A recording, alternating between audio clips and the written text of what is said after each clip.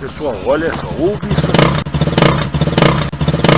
Para você que pensava que o escapamento da moto fazia tanto barulho porque o motoboy devia ser um pé rapado, não tinha dinheiro para comprar o escapamento, você fica sabendo que é puramente opcional encher o saco dos outros.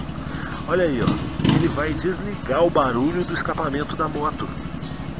E a partir de agora a moto não faz mais barulho. Tá vendo? Não fica com pena não. Aí ó, ele vai e não tem mais barulho a moto.